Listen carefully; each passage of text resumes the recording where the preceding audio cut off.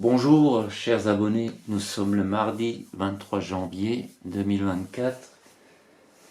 Ceux qui me connaissent et me suivent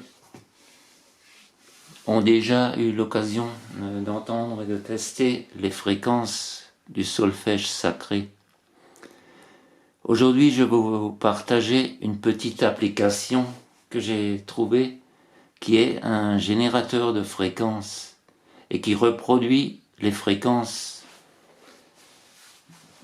de la gamme du solfège sacré et bien plus, puisque la plage d'application est beaucoup plus importante. En même temps, ça permet d'avoir toujours des sons à portée de main et de pouvoir les écouter plusieurs fois par jour. Alors c'est une petite application que vous trouverez dans le Play Store et je vous montre l'icône. Vous voyez l'icône HZ pour Hertz, c'est cette petite application que j'ai trouvée et que j'ai trouvé fort utile. Alors, je vais l'activer. Et là, j'ai sélectionné la fréquence 528 Hz, qui est une fréquence très intéressante, qui aurait la possibilité de réparer l'ADN, qui est également la fréquence de l'amour. Je vais vous faire écouter.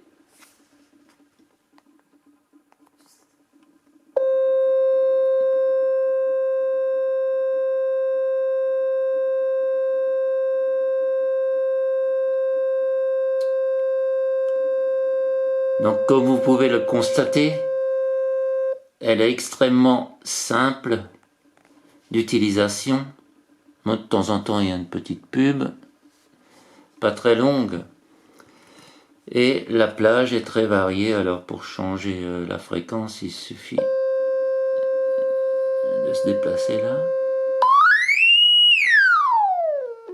Et là on choisit la fréquence souhaitée. Il y a également 417 Hz qui est une fréquence intéressante qui correspond à la nature, au bruit de la nature. Alors je voulais partager cette information avec vous. Et maintenant on va passer à autre chose.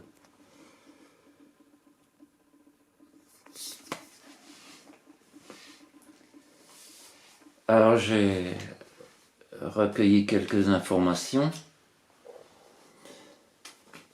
Les caisses automatiques n'ont plus la cote. Il y a un échec spectaculaire et un détournement des gens envers les caisses automatiques. Et c'est un article de Presse Citron. Il faut absolument passer par les caisses avec des caissières. Sinon, nous allons faire disparaître les emplois. Et aller vers plus de restrictions. Un autre article nous dit également que de nombreux intellectuels sont sans téléphone portable. Ils ont résilié l'abonnement et ils commencent à se défaire du smartphone. De toute manière, les smartphones sont voués à disparaître, peut-être dans 10 ans, peut-être un peu avant, et seront remplacés par autre chose. David Le Breton nous dit, avec les smartphones, la conversation est ébranlée pour la première fois de l'histoire de l'humanité. Et oui, les gens ne se parlent plus, même à table, les gens consultent le smartphone. S'ils veulent communiquer entre eux, ils s'envoient un SMS. Le Breton alerte sur les dangers qu'il constitue sur notre santé mentale et physique, ainsi que pour le débat démocratique.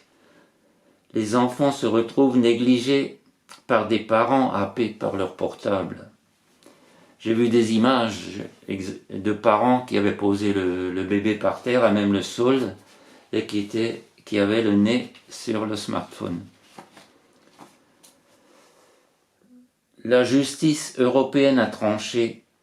Même s'il démissionne, un salarié a le droit de se faire payer ses jours de congé non pris.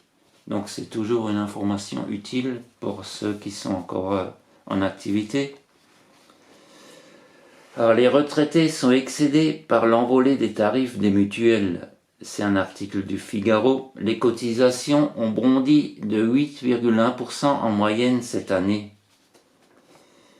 Et il y a un article qui va même plus loin, c'est de Boursorama. Les tarifs des complémentaires santé pour les retraités vont grimper plus fort qu'annoncé, jusqu'à 30%. Alors on peut commencer à se poser la question sur l'utilité de payer une complémentaire santé. L'autre solution consiste évidemment à épargner cet argent. Ensuite, il y a la hausse de l'électricité le 1er février, annoncée par Bruno Le Maire, une hausse qui va jusqu'à 9,8%. Maintenant, ça a le temps pour Big Pharma, les laboratoires. La note devient très salée pour le labo AstraZeneca, à qui les victimes de l'injection réclament 80 millions d'euros devant la haute cour britannique. La haute cour qui a jugé défectueux et mensonger le vaccin fin 2023. Suivront Pfizer et Moderna, procès en cours. 81 morts déjà officiellement reconnus au Royaume-Uni du fait de l'injection.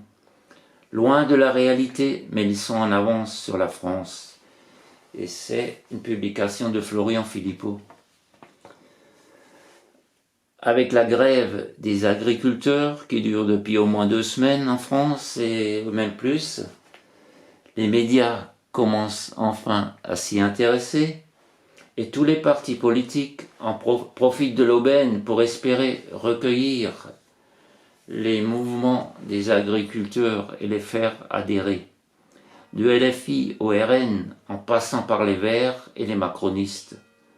Aucun de ces partis ne parle pourtant de sortie de l'Union européenne indispensable, sans laquelle aucune solution n'est possible.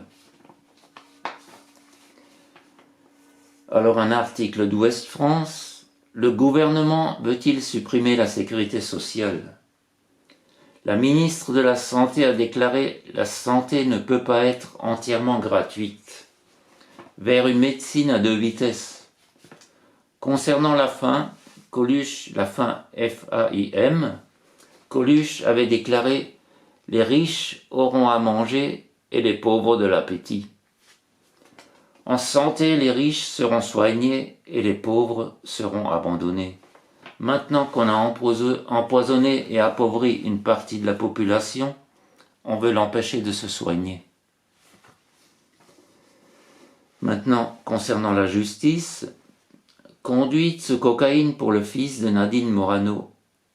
Il a écopé de prison avec sursis, alors que d'un autre côté, on a déjà enfermé des SDF pour un peu d'aliments volés.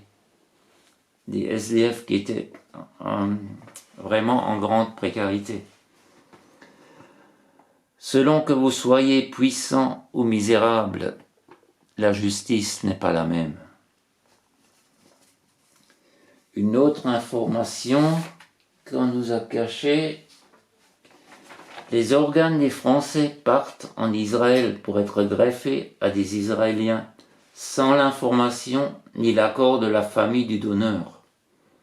En 1975, lors de son passage au ministère de la Santé, Simone Veil a signé un accord de don d'organes unidirectionnel.